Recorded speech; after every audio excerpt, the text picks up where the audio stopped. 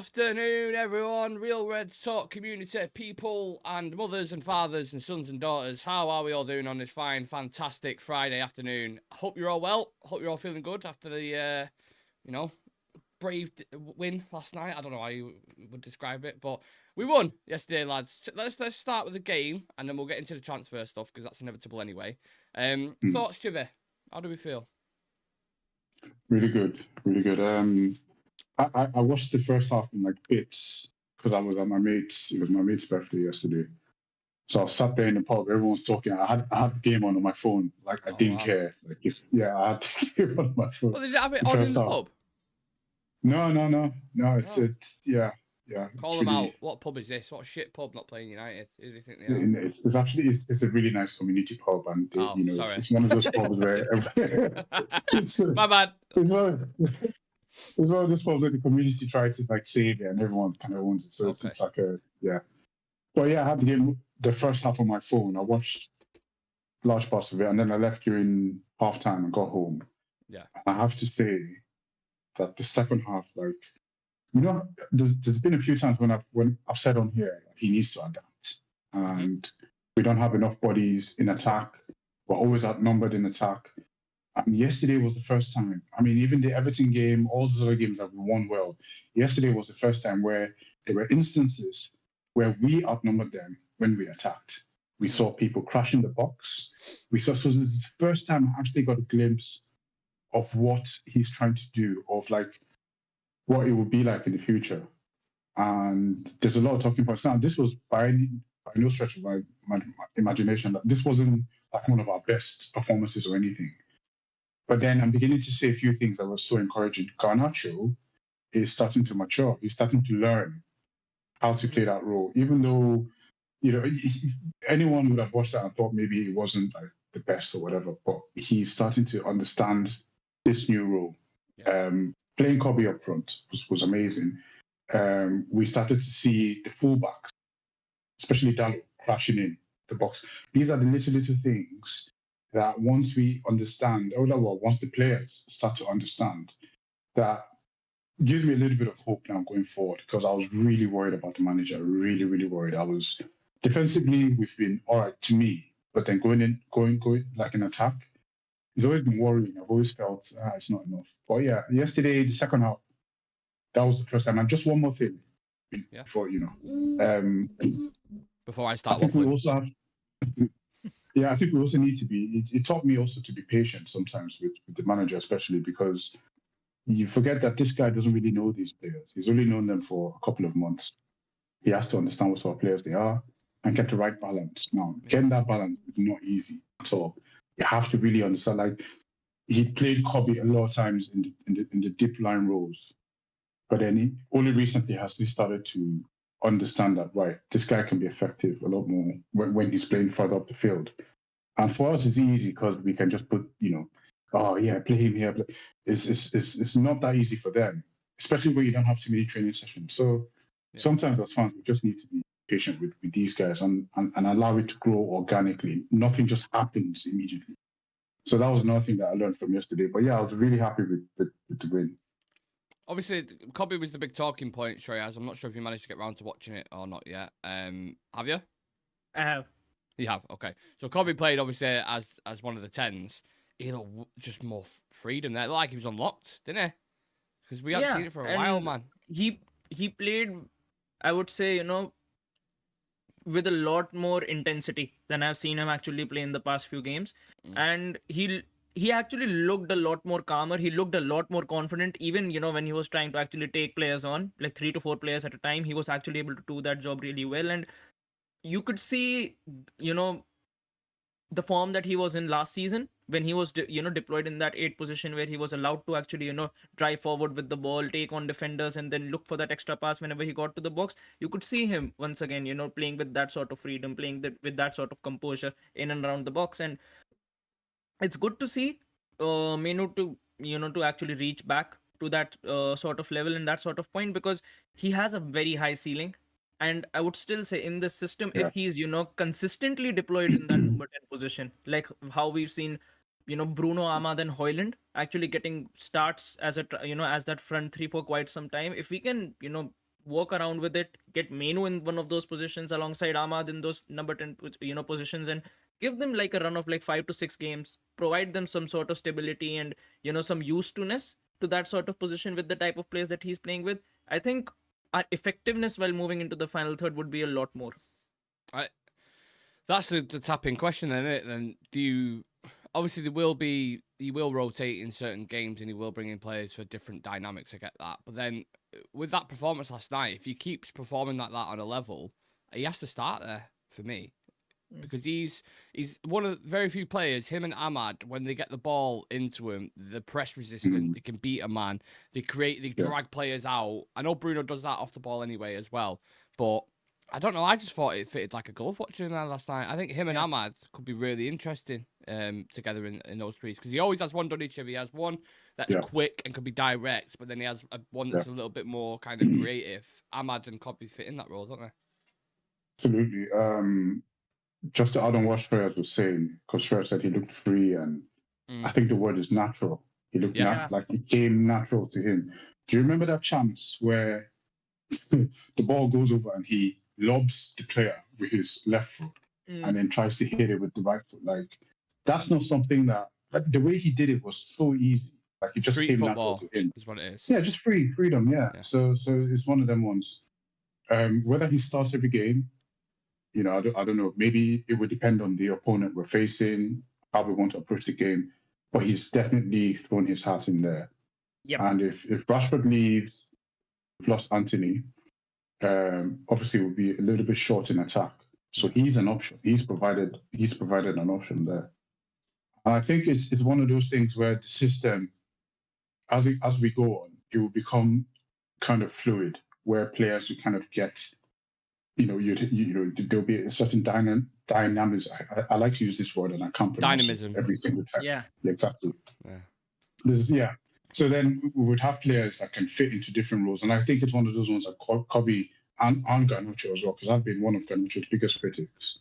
I can kind of see them sort of, come into pause. But what was also quite interesting yesterday with Kobe was before he scored his goal, the pass to Garnacho was so brilliant. Yeah. Everybody I think there was a runner, I don't remember who was it, who ran in front of Kobe, and I thought he was going to feed it into him. And everybody else thought the pass was going there, including the defenders. And how he managed to spot Garnacho's run and feed it into him, and then just wander into the middle, just wait for the ball, was brilliant, honestly. We're going to dive into transfer news very shortly, but before we do, Shreyas, there's just one last thing I wanted to ask you about as well, because me and Sam was talking about it on the post-match review last night. It was so obvious to me that game changed as soon as Garnacho and Ahmad came on, right? It was a lot more direct. The defenders were a lot more worried. But that in itself is a problem, because if Garnacho ends up going, you've got Ahmad as your only threat, really, direct threat I'm talking about, that people are worried about. So in that regards, you do need reinforcements in that area. And even if Garnacho and Rashford doesn't go, I would still bring in someone like Cattell, someone like Nkunku, whoever it is. You need to add to that, don't you? Because we haven't got enough. Because, another thing is that sort of attack needs space. And when you look at the, players that we've got who can be deployed in those positions, the only one who've got, that burst of pace is Ahmad and Garnacho. Because apart from that, Menu is quick on the ball, but when you look at counterattacks, and you want to cover that stride of, I would say, 10 to 15 yards at the right second, that's an area where he still needs to progress. You look at Dallo is not quick enough, and we've seen it on multiple occasions. Xerxes tries to place him in, but he's just not quick enough to actually beat his defenders. The same goes for Mazraoui as well. Mazraoui is technically very sound, and as a player who can act as a sponge, who can absorb pressure, he's very, very good. But he's better at right centre back. Exactly, and he doesn't really carry that sort of pace either. Garnacho does have that sort of pace that the moment you are on the counter attack, he can cover that stride and gives other players like Bruno, gives other players like Ugarte much more time to actually settle into the midfield, so that even if we actually lose out on the ball, the threat isn't as much as it would be. So, like you mentioned it a lot of times as well, that attack still needs a lot more pace. And right now we've only got two people who can fit into those positions. And if Garnacho does end up leaving, which might still happen, I think we do need someone like Nkunku in, because not only does he have that sort of pace, but he brings that sort of experience into the fold as well. Because Yeah. he's someone who's played in those, hybrid roles as a 10 or as that false 9 in this sort of attack. So I think he would bring a lot more, but this attack does need a lot more pace, because even when you're playing this sort of system, you need someone in that attack who can compensate for your lack of pace. And when you Yeah. look at that left hand side, when Bruno is playing in the net, Dallo cannot compensate for it. Mhm. And when you look at that right hand side as well, Amat does compensate for it, but then is Dallo going to be playing there on the right hand side, or will it be Mazraoui playing there? So it does create a sort of an issue. Athleticism and runners and power is definitely what we need. And someone like Patrick Dorgu is a player who fits into that mould. Now, as you lads know, we spoke to a journalist yesterday who people don't know who it is yet, so don't, just for thingy's sake, don't shout who it is. But we spoke to him yesterday specifically about that, and I thought his insight was really good, really detailed and to the point. And I'm even more excited by that. But we're also being linked with another wing back today. So these are today's stories, people who are watching on YouTube. Quenda. Some news around Quenda from Sporting in the summer. Dan Gore is going out on loan to Rotherham. Tyrell Malacia has been linked with a move to Benfica. And we also have Player of the Month nominees. And there's a story on Rashford, but at this point, I can't be asked. I'm not going to lie. I'm just sick of seeing stories about him. It's like a new club every day. It's literally like, guess which club it's going to be. So, Geovany Quenda, obviously, Chivy, the issues have been evident in wing-back. I think it's probably the biggest one at Manchester United. We're bringing in Patrick Dorgu, who we believe is probably going to play on the left side, but obviously can play in multiple areas as well. Would Quenda be a right fit for you? I'm not sure if you've seen much of him at all. Just based on what people are saying, he sounds like he has the right profile. I don't really know that much about Quenda, to be honest. Yeah. I can't say I've seen too many games. I think he's left-footed, but he can play on the inside, and I think he's one of them ones that can create width for the 10. So for the 10, for the right side of 10, basically. So yeah, if the rumors are true, based on his ability, his skill, his level, yeah, let's do it. And I just don't want us to spend like, I don't know, 60, 70 million. Like I really want us to go for him, but I need it to be a fair price. Well, they're saying it's around £50 million, is what they're saying. So that's like, yeah. But then do we have PTSD from managers getting players from the clubs, you know? That doesn't bother me, to be honest. It really doesn't. Especially in this instance, for this sort of system that we're playing, you need especially someone who's played in that position. One of the problems we're having now is we have a set of really good players in a system that it's alien to them, basically. So that doesn't really bother me. I mean, Pep did it a lot. Players do that all the time. Managers do that all the time. So yeah, it doesn't really bother me. But I like the sound of that. And if I'm just to go by everything I've heard of Patrick Dorgu and Geovany Quenda, and having both of them, that sounds deadly. That sounds amazing. But I don't know about either of them. So it's just one of those ones you have to wait and see. I mean, Shreyas, we have got good history buying from Sporting. Luis Nane, obviously, is one of them. Cristiano Ronaldo is another one. I'm not saying he's going to turn out like those before anyone says anything. But well, you'd rather want him to be Ronaldo, Bruno, and not Marcus Rojo. Yeah, it's a good point. Yeah, as long as he was an absolute nutcase in one, crazy guy. But yeah, look, one, if he could even live up to any of that, that'd be absolutely amazing. But two, there's no doubt they need to go and buy another one in it. You can't just buy Patrick Dorgu and expect, this is it now, lads. Like we're good for wing backs. You need depth in those areas. You need two more, just in the squad, to actually fill the squad with that sort of balance. Because you can't even, I would say, in this system, you can't over rely on just having two wing backs. You need another one who can come in there and actually take the pressure off the other two, because players are going to get knackered if they're going to be playing in this system. And you can see it in a lot of our players. Mazraoui looks knackered, halfway into games. Bruno looks knackered halfway into games as well. So this is a system which I would say demands a lot from players. So you need to have other profiles in your team. who can compensate for that sort of energy loss 60 minutes or 65 minutes into the game. And when you look at Quenda is supposed to be this sort of generational talent as far as Sporting is concerned. And one of the good things about him is, and perhaps most of those players in that Sporting setup, is the players who play wing back can just as easily play as tens, and the players who play as tens can just as easily fit as wing backs, and they do a very good job. Dynamic. And and that actually creates a problem for oppositions, especially when Amorim was there, because they just really didn't know which player is going to be bombing on and which player is going to be dropping back into midfield, into the half space. So it becomes very hard, especially when you got 5 guys bombing on. It becomes very, very hard for defenders to actually keep track. And if he wants to emulate that at United, I'm not saying that Quenda is the answer. And if he does get in, I do wish him the best, because what matters to me more is not that a manager is buying his own players from his old club. I just want them to be good players who can come in and actually make a mark at this club.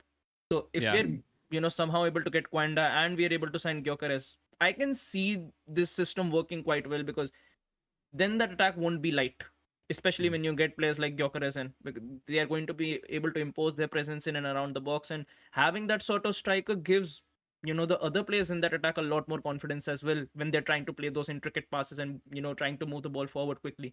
So there definitely are going to be a lot more options when you look at it from the summer perspective. Maybe there are better options than Quenda available in the market for cheaper. So I'm sure that our scouts and the network that we've got right now will be looking at those options. But I just want it to be a situation where whoever we sign, whether it's as a wing back or as a striker, I don't want them to have this sort of fitting in period or adapting period of 6 to 7 months. I just want someone who can come in and actually take this team hit the ground running. Yeah, I hate seeing that kind of, give him a year, 2 years. So we ain't got a year, 2 years. Like, we need players now. I have a feeling Sporting fans aren't going to be very happy, are they, if you go and take Gyökeres and Quenda, because I know... Maybe in Asio we take off them as well. Exactly. I know more about Gyökeres. I've seen a lot more of him. With Quenda, I just, from what I've read, the analysis and scout reports on extremely exciting talent, and a lot of clubs are looking at him, and he's going to be pretty pricey. But obviously, he has that link with Amorim, and sometimes that can just sway a manager. I'm sure if they've worked with him before, it's like, do you want to come and play in the Premier League with Manchester United with me as your manager? It's still a big pull. I know we're shit in a minute and we're down in the league, but I think eventually Amorim will build it up to a point where it can become like an attractive prospect, especially for players who have worked with him before. So yeah, I'm all over this deal. I'd love it, but obviously we ain't going to be spending that money in January, so we'll have to park it for the summer. But there is other links with left backs to Benfica, which interesting talks are taking place for Man United for Tyrell Malacia. I think Benfica want to take him out on loan potentially, which I don't really get, because they already have Alvaro Fernandes. I'm not sure the depth there. Maybe they need one more. Like I said, I don't know. But he's not looked the same as Chivas since he's come back from that knee injury. I don't know what you think, but when I watched him, I'm a bit like, he seems a little bit off it. And that's fair. That's fair considering the injury that he's had, right? Yeah, that's fair. What's that game that I thought he did well when he came on, but you guys didn't think he did well? I don't know. A few games ago. But yeah, in general, now he hasn't really. I think it's been more like a fitness thing where he hasn't really come back to that level. He's lost a little bit of pace, and then that aggression that we always knew he had, kind of lost it as well. And I think it's just run its course. Like the Malacia experiment, I think has just run. There's nothing else that can, unless he pulls up some sort of performances that then can sway us. Because I remember when we'd all written off Wan-Bissaka, and then that, I think it was like December, he just started putting in performances, and it was like, whoa, okay, this guy's back. But unless something like that happens, I think it's kind of run its course. Even if it comes back to what he was before, I don't think his profile as a defender fits the role, because as a wing, because I think we need more attack-minded wing backs to play that role properly, and he doesn't have the physical attributes, so he's not quick enough. That as we would expect, and just I think it's just one of those things that's kind of run its course. Hopefully, he goes to Benfica, and Yeah, I mean, I wouldn't be sad to see him go. To be honest, I hope it works out for him as in his career and stuff. But I think it probably doesn't just fit the style of play that we're aiming for at the moment. Yeah, I think you can always tell that by the measure of how much a manager plays a player Shreyas, because he puts trust in certain ones are always going to play. De Ligt plays a lot of games for Amorim. He clearly trusts him, right? Lisandro Martinez is another one who's played a lot of games under him. Bruno Fernandes, like he has players he goes to. Malacia seems to just play for like 20, 30 minutes in it, and then it's kind of, you'll see him the next time in like 3 or 4 games. I mean, Casemiro's not even featured under him at all. So do you think we're starting to get an idea now of who he favours, who fits in the right areas, slowly but surely? I think it has took him some time to get to this point as well, because I remember when he just started it, when he just started at United, there used to be games where he used to make 6 to 7 changes per game, and we used to see new names every single time on the team sheet. But I think he has found his players. Like, he knows that even in that centre back departments, Maguire is someone he has started to rely on. De Ligt is there, Lisandro is there. He's trying to tiptoe Lenny Yoro into that fold. Yeah. Slowly, but I think he's doing the right thing by taking a cautious approach with him, because he's still a very, very young player.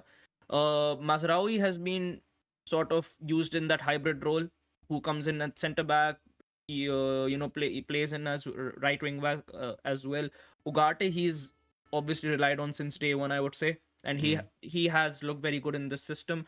In the attack, I think Ahmad is someone he relies on. I don't think he's got any options right now in that striker department, so he's just trying to rotate them and get the best out of them somehow till the time this season actually ends. But yeah, Bruno and some of the players, you can see it on the pitch that when things are going bad, he actually turns to them and goes. And in multiple games, he goes Bruno to shift back into the midfield, play a deep lying role, allow other players to actually aggress forward, because Bruno does bring those sort of legs into midfield a lot more in comparison to other players. So I'm glad that he's nearer to the point where you can say he's found his best 11 for this season. But now that Dorgo is coming in, you never know if someone else might be in the door as well by the time the window actually ends, and maybe someone goes out the door. So there are still a lot of options. Well, speaking of people going out the door, we have had Gore, who's set to join League One side Rotherham on loan until the end of the season. Obviously had that huge, was it shoulder injury? I think he dislocated his shoulder or something. Yeah. Had surgery, was out for a bit, but I liked little bits that I've seen of him in pre-season. I thought it was a nice kind of tidy player. Felt like he might have a similar trajectory as to Toby Collier, might kind of progress easily into the team. But look, I think loan moves are always about the right club in it, Chivy, rather than people always focus, just send him out on loan. We've seen with Ahmad, for example, when he went to Rangers, didn't quite work out. But then when he went to Sunderland, it was fucking night and day, wasn't it? Yeah, it has to be the right one. Yeah. There's so many. Yeah, look at like Charlie McNeil. Like, he was like one of the hottest bagging goals, prospects. Coming out of English football as a youth, like, he was bagging goals left, right, and centre, and you just thought, it's a matter of time. And he went out on loan a few times and just never seemed to work out. So I don't know what the dynamics are, but it's probably just, it's almost like a guessing game at this point. Yeah. It has to be the right club with the right manager, and it's really tough to find those kind of things, to see if they actually plays and stuff like that. We've had so many players have gone out on loan. So it's one of those ones it's a lottery at this point. Yeah. But not only that, there's a business side to it as well, Shreyas, isn't there? Because obviously, if you send an exciting young player out on loan and it doesn't work out, his value is going to depreciate, innit? You send him somewhere like Ahmad, for example, everyone starts taking notice and going, oh, there might be a player here, interest peaks, and then money is made, and then profit is made in terms of sustainability for the club, etc. So that side of it's important. And certain players, fit into some systems, certain players don't. And I think with Ahmad, you saw it as well, that, he fit really well in that Sunderland team. Rangers was a bit more chaotic for him. And I think physicality-wise, you have to actually look at it as well, because you need to look at the build of the player when they're actually being sent out on loan. Yeah. And with the kind of player Gore is, I think sending him out to a championship team would have been a bit better, because I think in the championship, he would have been allowed to actually get more minutes. He would have Yeah. been able to get a lot more exposure than More he probably would competitive get. as well, innit? Yeah, and Where is Rotherham? Are they League One. League Two? League One. League One. League One. Yeah, and I still remember we sent James Garner out, out on loan to Nottingham Forest to the Championship. Yeah. Was able to play almost every minute and looked really good. And when he came back, he looked like I would say a lot more nearer to his end product, not that raw. I think even when you send, he comes back from loan from League One, he wouldn't be near to that sort of level, and we might be in a situation where we have to send him out on loan again. So, I would say, especially with these young players, we need to select quite rightly the clubs that we actually send them out to. And in this department, I think it's much safer to send them to like a Portuguese league or a German league, because these guys know how to actually mold these players and get the best out of them. Yeah, and you look at the likes like Leipzig and Dortmund always take youngsters on, don't they, and develop them really, really well. Benfica are good at it. Porto were good at it. Yeah, those kind of clubs, I would agree with that. But yeah, I don't know. I look at someone like Jimmy Garner, who I'm going to call Chivy Garner, because I know he's a big fan of him. Chivy, he was gutted a little bit when he went. But that's my whole point about the business side of it. Like, it didn't work out. He weren't pushing into the United team, but then we sold him for, was it 15 million to Everton, I think? Yeah. Which, obviously, you might look at it and think that's petty. I think Ineos would do a better job at that at the minute and probably bring more in for the younger players. But then that's 20 million quid based on a few loan moves and based on boosting his profile and him looking like a player. Teams will then take a chance on him. So I think these loan moves people might not take into consideration or think they're important, but in the long scale, they are. So I hope he does well, and we'll see how he gets on. Just the last thing I wanted to discuss, January Player of the Month on the knees. I want to get your takes on this. Chivy, who deserves it? Ahmad, Lisandro and Bruno have been nominated. Who would you put forward? Do you have the list do you have the games that we played? Sorry. So January, I can pull them up for you. This is what computers are for, I suppose. In January, we played Liverpool right at the start of January. Is that correct? Liverpool, how bad is that? Yeah, we played them in the 5th. Yeah, we played Liverpool on the 5th. Yeah, then we played Arsenal on the 12th. So we played 2-2 with Liverpool. Beat Arsenal on pens. We beat Southampton 3-1. We lost to Brighton 3-1. We beat Rangers 2-1. We beat Fulham 1-0, and we've just beat FCSB 2-0. So they're the games that we've played. I know who I would go for straight away. It's between Lisandro and Ahmad. I think it's between two of them. I know the only reason I'd kind of go for Ahmad is the Southampton. Was it Southampton? Yeah, hat-trick. The hat-trick. Yeah, the redemption hat-trick. Were we losing when he scored that hat-trick? Yeah. 1-0. Yeah. We were losing. Scored 12 minutes, hat-trick. Yeah. He got the equaliser against Liverpool when they went 2-1 up. Ahmad got the equaliser and... Really diving into your memory here, right? Yeah. Try it. Yeah. Arsenal, it was Lisandro with the screamer. And No. Liverpool was Lisandro with the screamer. Barring in, if you remember. Oh, yeah. Arsenal was Bruno. He was crap in that game, but he scored. The goal was really good. Yeah, was amazing. Great finish. I'm just going to go you. There's no right answer between both of them because I think they deserve it. But I'll just go for Lisandro just because it's always Ahmad. Yeah. But Lisandro, actually, to be fair to Lisandro, like based on the performances he had before January, like he played really, really bad. Exactly. Yeah. Big, huge improvement, and just for that fact, for him, to the point where United fans, a lot of us there questioning him, like, is he, me. Like, is it done? Yeah, I did as well. But yeah, I think the performance, I'll give it to Lisandro. I have to agree, Shreyas. I think the impact he's had in some of the games, Anfield was mega. To score that goal, barring in, it was like a massive moment. I think for his confidence as well, to be fair. The assist for Bruno Fernandes in what was it? The Rangers got a game where he curved it, stepped forward and put a ball in. The goal against Fulham, the only goal of the game that won us it in that shit game. And his overall performance has really improved, haven't they? Yeah, he looks a lot more confident. He looks a lot more restless than he used to look in games, because it used to, look like in games it looked that he's just one tackle away from being sent off every single game that Yeah. we used to play. Now he looks a lot more confident, even when he's trying, when he makes those sort of challenges that he's known for, I would say, looks a lot more confident. Distribution and passing wise as well. I think he's coming back to that sort of level that he was in during his first season. And whenever he does, start to make those sort of pinging balls in and around the field, once again we start hearing these shouts of push him more into midfield, push him more into midfield, and that's when that Lisandro is playing back to the best of his ability.